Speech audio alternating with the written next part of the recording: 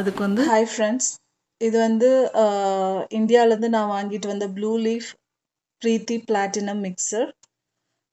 இது நல்லா தான் ஓடிட்டு இருந்துச்சு. பட் 2 இயர்ஸாக வந்து நான் யூஸ் பண்ணாமல் ஸ்டோரேஜில் வச்சுட்டு இருந்ததால் அதில் அந்த மேலே இருக்க கப்ளர் வந்து உடஞ்சிடுச்சு. ஸோ அதை நான் எப்படி ஃபிக்ஸ் பண்ணேன் உங்ககிட்ட காட்ட போகிறேன்.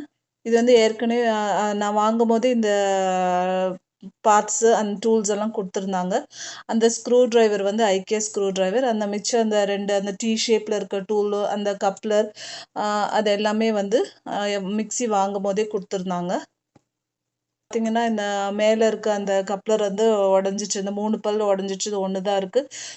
ஸோ வந்து மிக்சி வந்து போடும் போது என்ன ஆகுனா சரியாக அரைக்காது. பெரிய ஜாரெல்லாம் போட்டு அரைச்சோம்னா கண்டிப்பாக அரைக்காது. அப்புறம் பயங்கரமாக சத்தம் வர ஆரம்பிச்சிச்சு.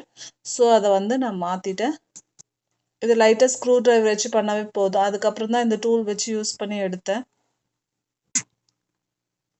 ஸோ இது வந்து ஸ்க்ரூ டிரைவர் வச்சே பண்ண முடியும். பட் அதை வச்சு கொஞ்சம் ஒரே இடத்துல பண்ணாதீங்க, அந்த உடஞ்சிரும். பட் கொஞ்சம் சுற்றி சுற்றி பண்ணி அதுக்கப்புறம் அந்த டூல் வச்சு இல்லை ஸ்க்ரூ டிரைவர் வச்சு பண்ணால் ஈஸியாக வந்துடுது.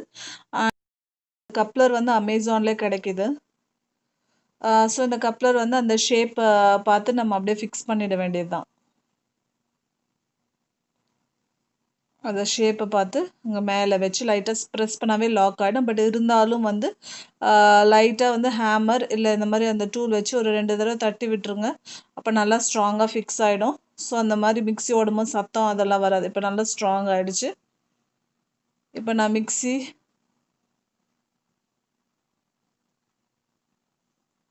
இப்போ ஆன் பண்ணுறேன். இப்போ நல்லா ஒர்க் ஆகுது, சத்தம் வரலை, இப்போ நல்லாவும் இருக்குது. அண்ட் இது வந்து எதுக்குன்னா, அந்த ஜாரில் பின்னாடி இருக்குல்ல அந்த ரிவர்ஸ் கப்ளர், அது வந்து போடுறதுக்கு தான் இது. அது வந்து நடுவில் ஸ்க்ரூ மாதிரி இருக்கும். இது வந்து மிக்சரோட கப்ளர். அது வந்து ஜார் ரிவர்ஸில் இருக்க கப்ளர். இப்போ நான் உங்களுக்கு என்ன சொல்ல போகிறேன்னா, இதை வந்து எப்படி வந்து ஜார் ரிவர்ஸில் இருக்க உடஞ்சிதுன்னா மாற்றலான்னு சொல்ல போகிறேன். இந்த மாதிரி ஒரு டூல் இருக்கும், டி ஷேப்பில் ஒரு டூல் இருக்கும். அதை வச்சு அந்த கப்ளரில் ஃபிக்ஸ் பண்ணி ஜஸ்ட்டு ஜார் பின்னாடி வந்து ஃபிக்ஸ் பண்ணிட வேண்டியது தான். இதே ஸ்க்ரூ வச்சு தான் அந்த ஜார் பின்னாடி இருக்கிறதும் ரிமூவ் பண்ணும். ரிமூவ் பண்ணிவிட்டு நீங்கள் புதுசாக வந்து ஃபிக்ஸ் பண்ணிடலாம். இதுவும் ஈஸி தான்.